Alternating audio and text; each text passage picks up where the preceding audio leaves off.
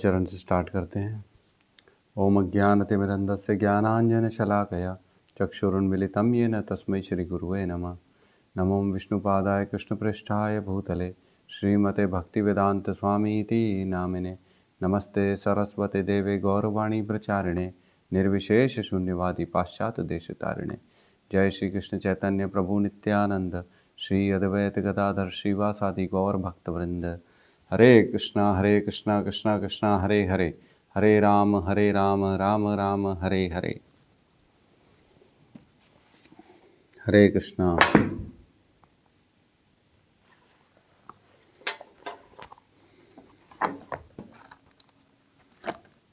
तो सभी भक्तों का स्वागत है और आशा कर रहा हूँ सब पढ़ रहे होंगे भगवत गीता। किसी को कोई डाउट नहीं है?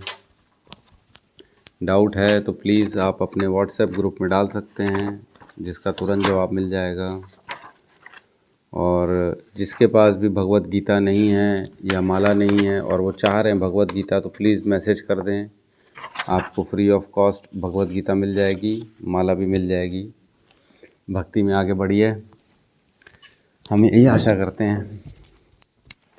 ठीक है, कल कहाँ तक किए थे? कोई बताएगा? 31 तक। Very good. 32 से करना था। तो कल हमने पढ़ा कि अर्जुन 5 लक्षणों के कारण लड़ाई करने से मना कर रहा था, राइट? कौन कौन से?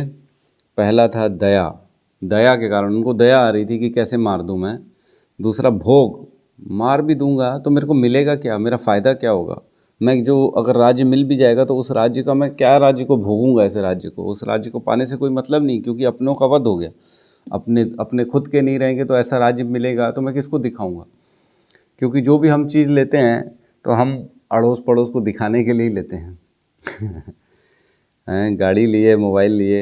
एक माताजी ने साड़ी ली, बड़ी खुशी खुशी एकदम ज़ोरदार बनारसी साड़ी। बोले पार्टी में पहन के जाऊंगी, सब सहेलियों को दिखाऊंगी। बड़ी खुश थी। और जैसे पहन के जाती साड़ी तो पता पड़ता है उनकी जो सहेली थी वो तो और अच्छी, इन्होंने 50,000 की ली तो उसने लाख रुपए की साड़ी लेके पहन के आई थी। तो उनका जो है ना मन ही ख़राब हो गया। बोले अरे यार ये क्या कर लिया, मेरी साड़ी तो कहीं किसी ने देखी नहीं, किसी ने तारीफ़ की नहीं मेरी साड़ी की।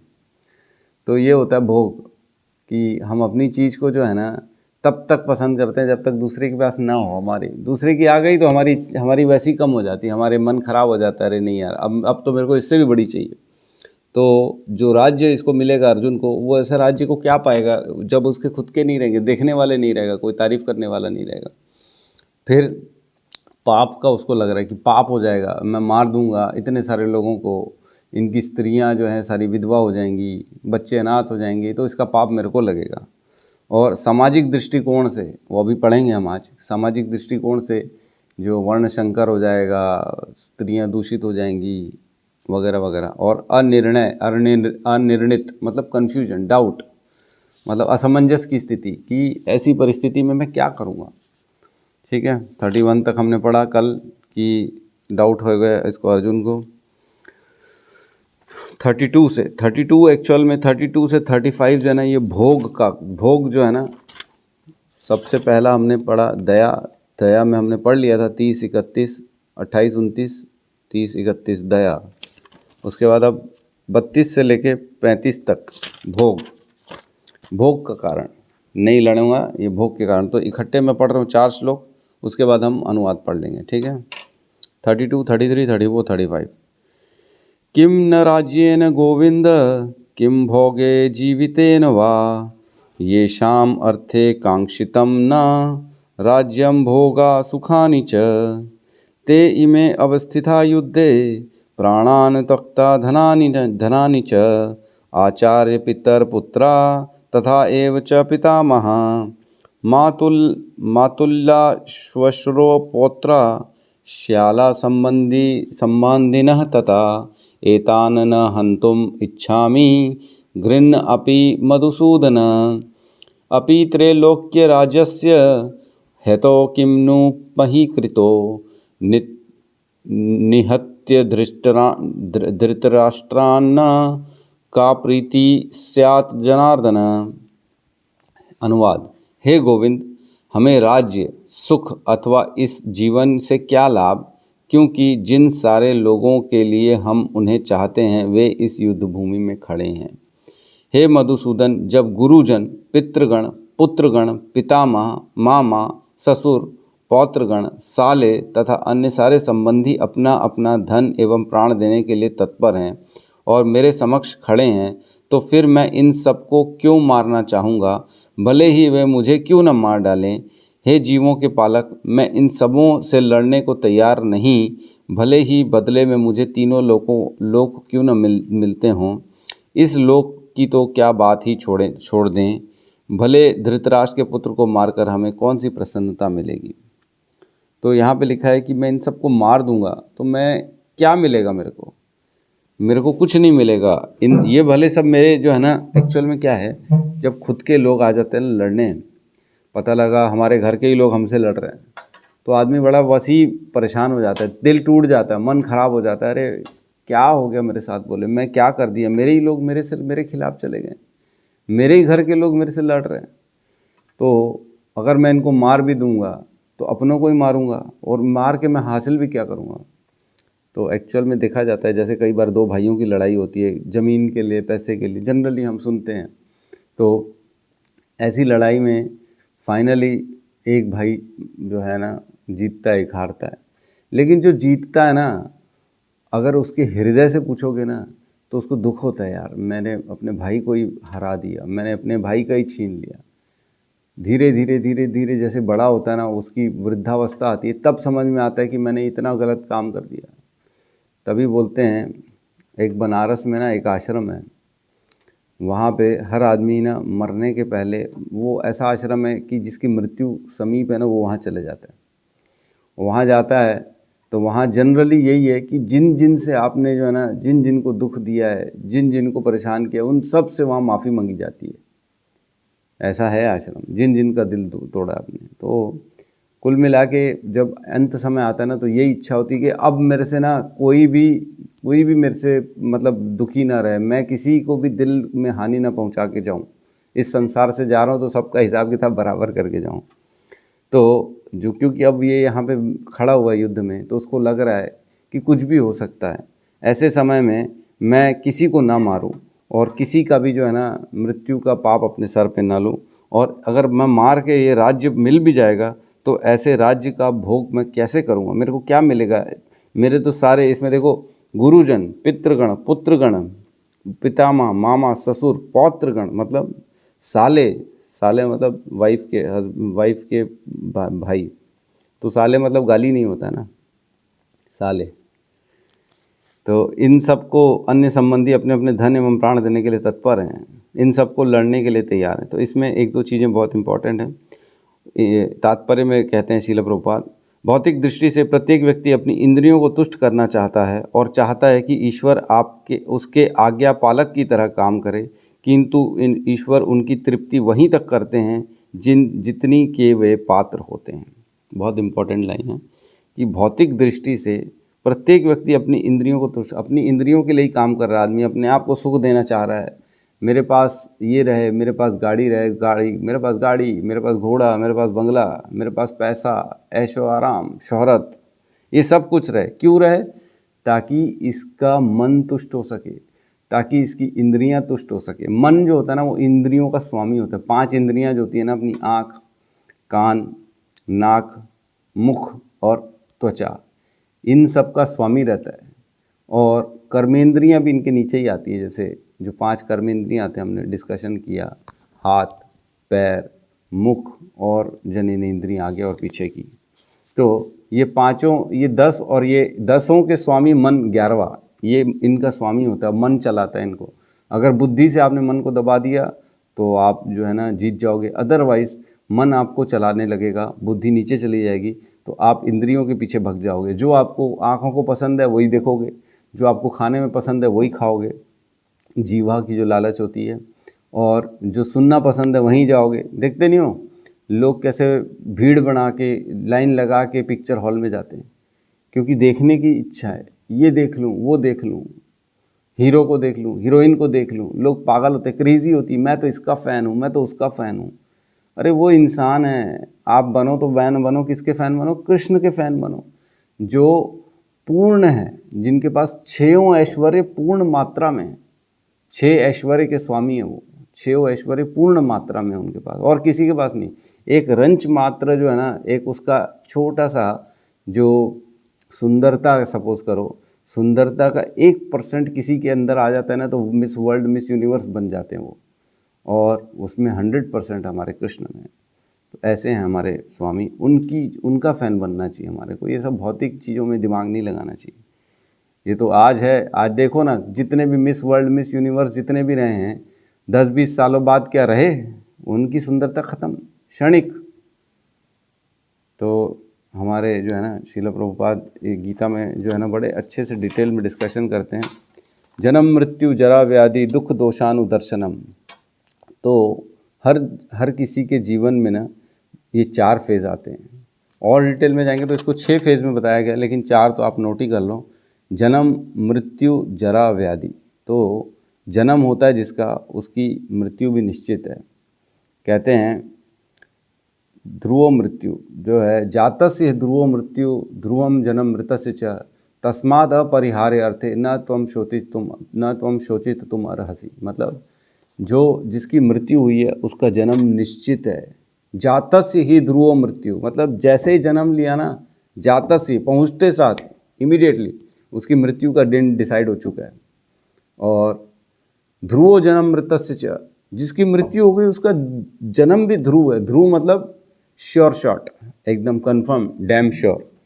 जातस ही ध्रुव मृत्यु ध्रुवम जन्म मृतस्य च, मतलब जिसकी मृत्यु हो गई उसका जन्म भी, दूसरा योनि उसकी रेडी है, एकदम फिक्स है। अब कौन सी योनि होगी, जानवर, कुत्ते, बिल्ली, ये नहीं मालूम, लेकिन उसका जन्म होगा ही होगा।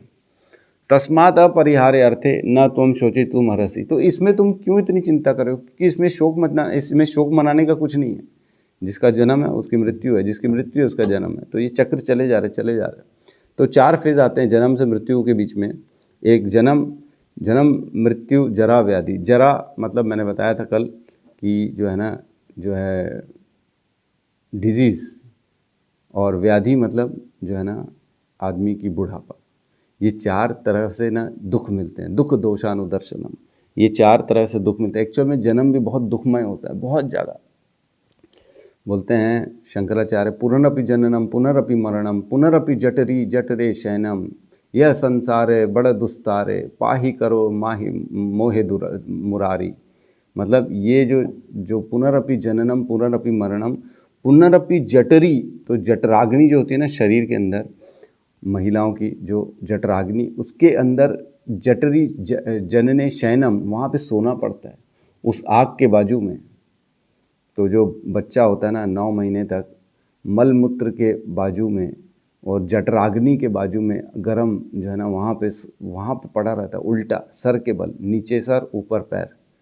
तो ये 9 महीने तक ऐसी स्थिति में रहता है इंसान, और वहाँ छोटे छोटे कीटाणु उसको काटते रहते हैं, बहुत काटते हैं।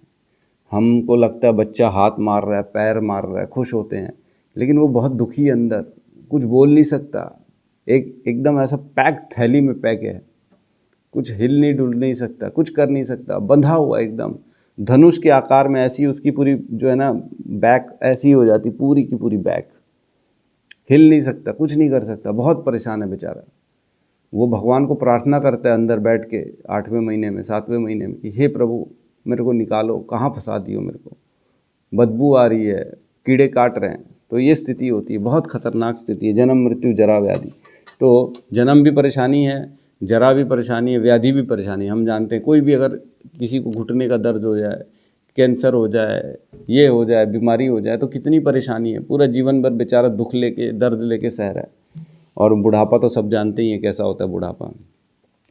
तो ये सारी चीज़ों से ना आदमी को सीखना चाहिए कि मेरे जीवन में ये सब आनी ही है, इसको कोई रोक नहीं सकता। तो दुख दोषानुदर्शनम, ऐसे दुख मिलते हैं इस पूरे संसार में हमारे को।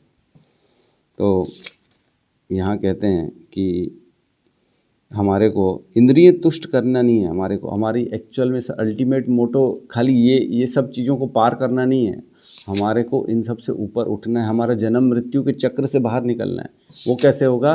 भगवान की भक्ति से, भगवान के नाम जप से, गीता पढ़ने से। शुरू में ही हमने गीता महात्म्य में बताया था, गीता महात्म्य जो है ना, उसमें शंकराचार्य जी क्लियर कहते हैं कि जो है पुनर्जन्म न विद्यते, पेज नंबर 29 में, भारत अमृत सर्वस्वम विष्णु क्वात्री द्विनी श्रितम गीता गंगादुकम पीत्वा पुनर्जन्म न विद्यते। जिसने जो गंगा जल पीता है वह मुक्ति प्राप्त करता है, अतः उसके लिए क्या कहा जाए? जो भगवत गीता का अमृत पान करता हो। भगवत गीता महाभारत का अमृत है और इसे भगवान कृष्ण ने स्वयं सुनाया है। और भगवत गीता जो है ना, निस्संदेह भगवान के मुख से चरणों से कोई अंतर नहीं है। और इसमें लिखा है पुनर्जन्म न विद्यते, उसका दोबारा पुनर्जन्म नहीं होता, भगवान के शाश्वत धाम में चला जाता है। ठीक है, तो यहाँ एक्चुअल में भगवान का नाम लास्ट में जनार्दन दिया है। क्यों जनार्दन दिया है? जनार्दन का एक्चुअल में अर्थ होता है कि जन का अर्दन करने वाले और जन का आर्दन करने वाले। जन मतलब सामान्य पब्लिक, जो हम लोग हैं सारी की सारी, मतलब इसका एक जन अर्दन का मतलब है इनका मेंटेन करना, उनका पालन पोषण करना, उनको देख रेख करना, उनका भोग देना जो है। भगवान कहते हैं अमावस की रात को काले पत्थर में, काले जंगल में एक काली चींटी है पत्थर के ऊपर, उसको भी भगवान भोग देते, उसको भी खाना देते भगवान। इतना भगवान सबके लिए, सबके पेट का ख्याल करते हैं। इस सृष्टि में जितने लोग हैं सबको अन्न दे रहे हैं भगवान, सबका पेट भर रहे हैं। तो एक अमावस की रात में, काली रात में, जंगल में काले पत्थर के ऊपर काली चींटी कोई देख सकता है? कोई नहीं देख सकता। उसको भी भगवान खाना देते हैं। एक हाथी को भी खाना देते हैं। एक मन भर खाता है हाथी, 100 किलो खाता है एक बार में, उसको भी खाना देते हैं भगवान। हमको भी देते हैं, चींटी को भी देते हैं, सबको खाना देते हैं।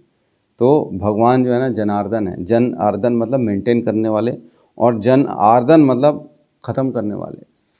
सर्वस्व च हम, भगवान कहते हैं मैं मृत्यु के रूप में सबका हर लेता हूँ, हर चीज़, है ना। तो 10वें अध्याय में आएगा, हम पढ़ेंगे। भगवान कहते हैं कि मैं मृत्यु के रूप में सब चीज़ हर लेता हूँ। 10.34 चाहे तो एक बार देख सकते हैं अपन।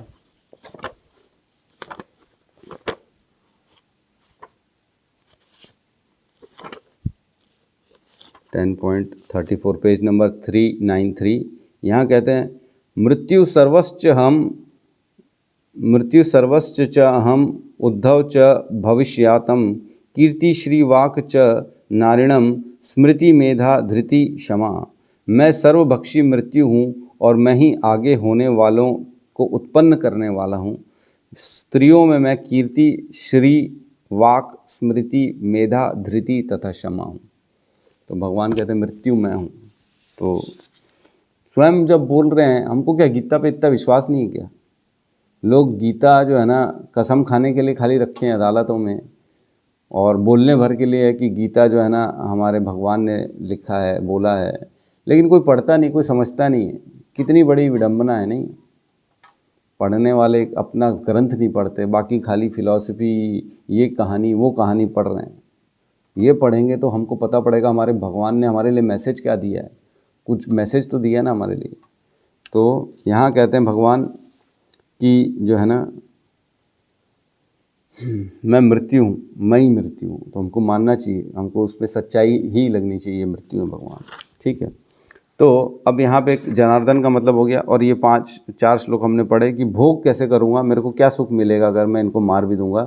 और मेरे को बोलते हैं इस पृथ्वी की तो बात ही छोड़ दो, इन सब से लड़ने की तैयार, भले ही मुझे तीनों लोग क्यों ना मिल जाए। बोले तीनों लोग मिल जाएंगे तो भी मैं अपनों को नहीं मारूंगा। देखो कितनी आसक्ति बनी रहती है अपनों के अंदर।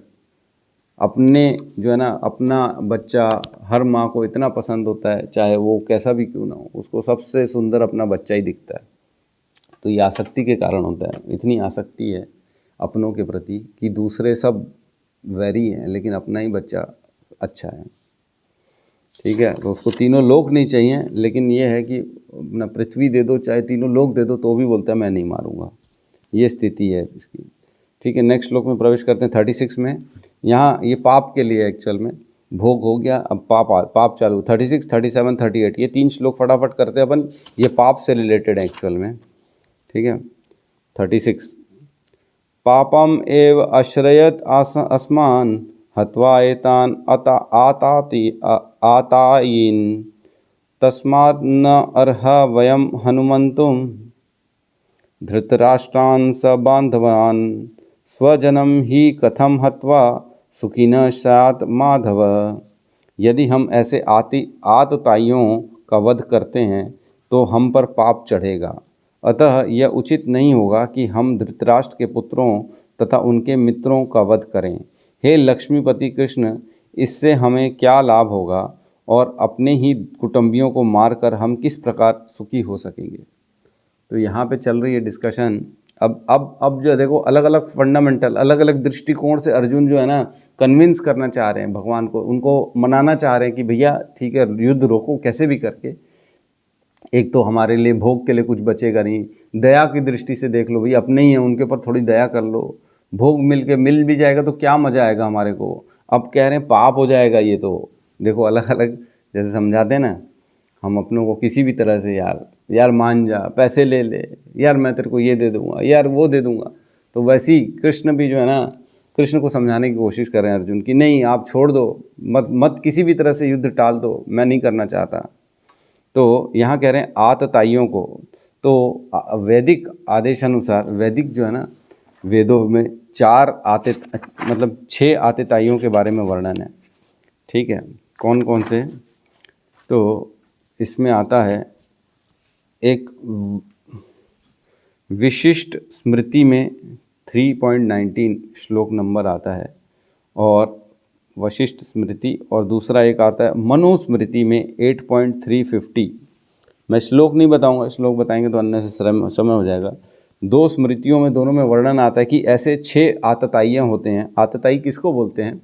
जो एक जिनमें ये गुण होते हैं, जो विष देने वाला हो, दूसरा घर में अग्नि लगाने वाला हो, घर जलाने वाला हो, तीसरा घातक हथियार से आक्रमण करने वाला हो, जो आपके ऊपर मार पीट के मारने चाह रहा हो, चौथा धन लूटने वाला हो, जिसने आपके धन लूटे हैं, पांचवा आपकी भूमि हड़पने वाला हो, और छठवा वो आपकी स्त्री का अपहरण करने वाला हो।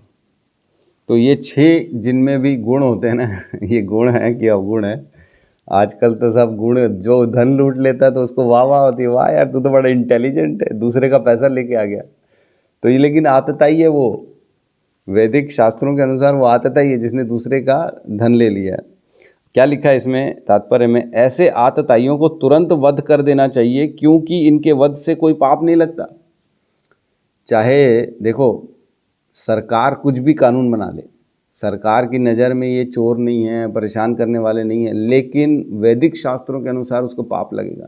तो यहाँ अगर लग रहा है ना सरकार ने तो अलाउ कर दिया है, प्रभु जी मैं क्या करूँ, सरकार का कानून अलग है। आज जहाँ जो एक देश में कानून है वो दूसरे देश में कानून नहीं है। आज जो यहाँ पे गलत है वो कहीं और सही है, जो कहीं और सही है वो यहाँ गलत है। तो यहाँ ये जो छोटे छोटे देश के कानून कोई काम के नहीं है, ये लोग सही गलत का फैसला इनको मालूम ही नहीं क्या है।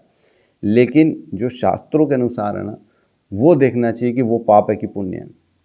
तो यहाँ बताया गया कि ये जो 6 काम करते हैं ना, उसको तुरंत वध कर देना चाहिए।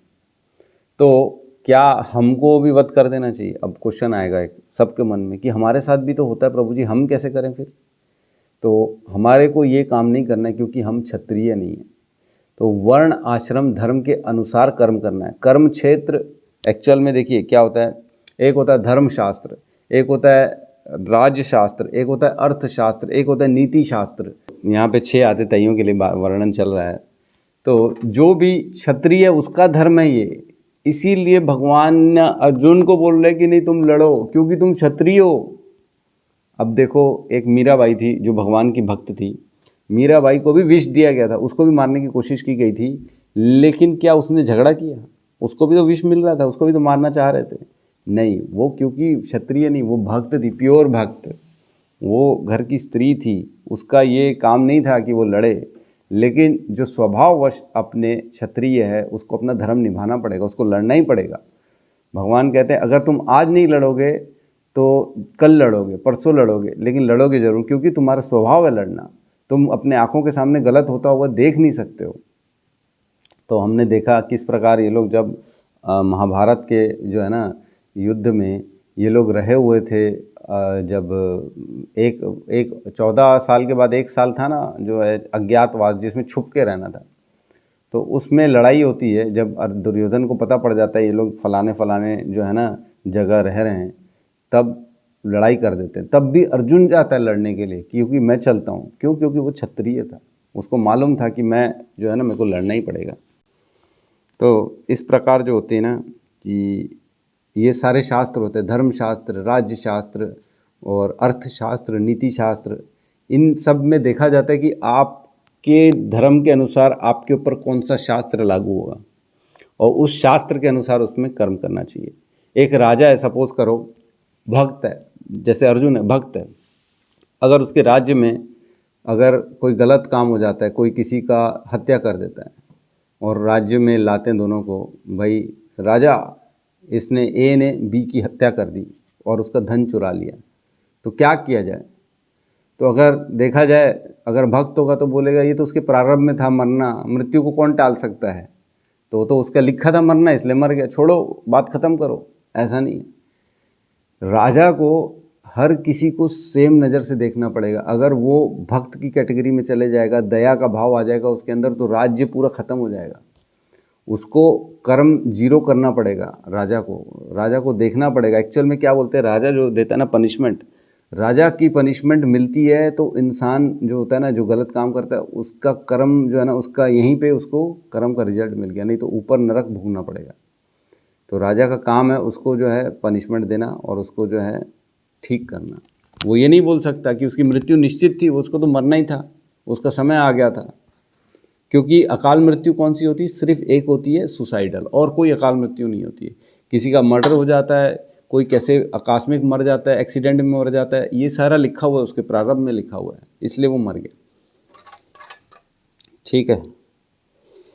तो इसमें एक और लाइन इसलिए लिखा है, इसमें एक और तात्पर्य में इम्पोर्टेंट लाइन है, इसलिए अर्जुन ने विचार किया कि राजनीतिक कारणों से स्वजनों का वध करने की अपेक्षा धर्म तथा सदाचार की दृष्टि से उन्हें क्षमा कर देना श्रेयस्कर होगा। जैसे अपन ने डिस्कस किया, क्षमा कर देना श्रेयस्कर। अतः क्षणिक शारीरिक सुख के लिए इस तरह वध करना लाभप्रद नहीं होगा। तो ये अर्जुन की सोच है कि मैं छोड़ देता हूँ, क्षमा कर देता हूँ, मंग भी लिया, मेरी वाइफ के साथ गलत कर भी दिया तो भी ठीक है, चलो हम भक्त हैं, हम जो है ना दया कर देते हैं। दया करना हमारे भक्तों का काम है। पहले ही मैंने बताया था, तीन गुण होते हैं किसी भी वैष्णव में, नाम रुचि, जीव दया और वैष्णव की सेवा। तो जीव की दया जो है ना, ये स्वभाव होना चाहिए किसी भी वैष्णव का। तो हमारे को न कि सिर्फ इंसानों के प्रति, जानवर, पशु पक्षी, मच्छर मकोड़े, चींटी, इन सब पे भी दया का भाव रखना चाहिए, उनका भी वध नहीं करना चाहिए, वो भी गलती से नहीं मरने चाहिए हमारे हाथ से, नहीं तो आपको पूरा का पूरा भोगना पड़ेगा।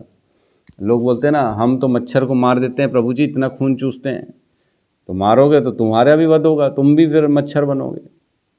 तो इसका जो है ना, कहीं से भी अगर आप बोलोगे कि ये जायज़ ठहराना कोशिश करोगे तो गलत है, जायज़ नहीं है, ये नाजायज़ है। आप अगर मच्छर को मार रहे हो तो आप जो है ना पाप कर रहे हो और इसको भोगना ही पड़ेगा आपको हर हाल में।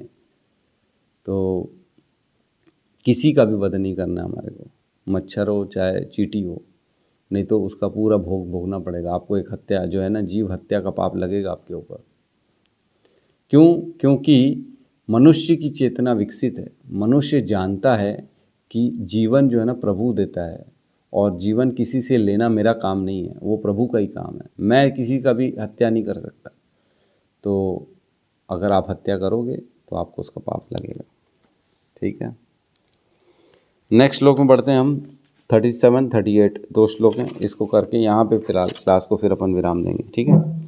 यद्यपि एते न पश्यन्ति लोभोपहत चेतसः कुलक्षय कृतं दोषं मित्रदोहे च पातकं कथं न ज्ञेयम् अस्माभिः पापतम् अस्मात् निर्वितुं कुलक्षय कृतं दोषं प्रपश्यद्धित जनार्दन।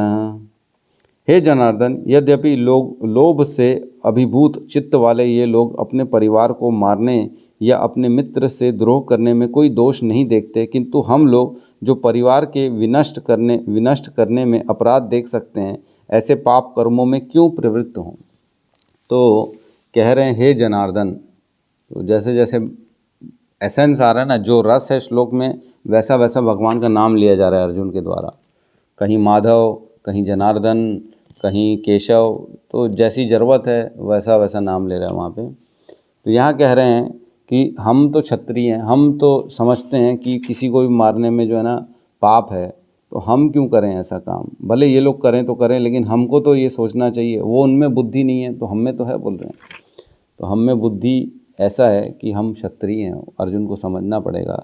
तो पहली लाइन है यहाँ पे बहुत इंपॉर्टेंट तात्पर्य की, क्षत्रिय से ये आशा नहीं की जाती कि वह अपने विपक्षी दल द्वारा युद्ध करने या जुआ खेलने का आमंत्रण दिए जाने पर मना करे। तो बहुत लोग ऑब्जेक्शन उठाते हैं कि युधिष्ठिर को तो मालूम था, क्यों उसने जुआ खेलने गया। उसको जुआ जब खेलना ही नहीं, हमारे इस्कॉन में अलाउड नहीं है, 4 नियम बने हुए हैं, नो गैम्बलिंग, नो गैम्बलिंग।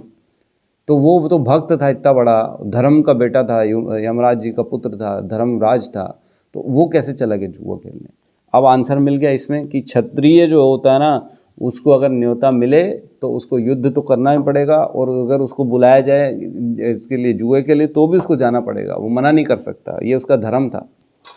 तो ऐसे अनिवार्यता में अर्जुन लड़ने से नकार नहीं सकता, क्योंकि उसको दुर्योधन के दल ने ललकारा था। तो दुर्योधन ने उसको पहले ही जो है ना ललकारा था युद्ध के लिए, इसलिए वो मना नहीं कर सकता। अब क्षत्रिय को लड़ना ही पड़ेगा हर हाल में। तो दूसरे पक्ष इस ललकार के परिणामों के प्रति अनभिज्ञ क्यों ना हो, उनको मालूम क्यों ना हो कि मैं गलत कर रहा हूँ, रिजल्ट ख़राब आएगा, हर जगह जो है ना तहस नहस होगी, लेकिन तो भी लड़ना पड़ेगा। तो इस प्रकार जो है ना हमारे को समझना पड़ेगा कि जो है पाप, अर्जुन जो है ना पाप के कारण ये काम नहीं कर रहा है, उसको डर लग रहा है कि मैं पाप का भागी बनूंगा। ठीक है, तो हम आज की क्लास को अब यहीं विराम देते हैं, और सब मिल के एक बार हरे कृष्ण महामंत्र का जाप कर लेते हैं। ठीक है, हरे कृष्णा कृष्णा कृष्णा हरे हरे, हरे राम राम राम हरे हरे। सभी भक्तवृंद की जय।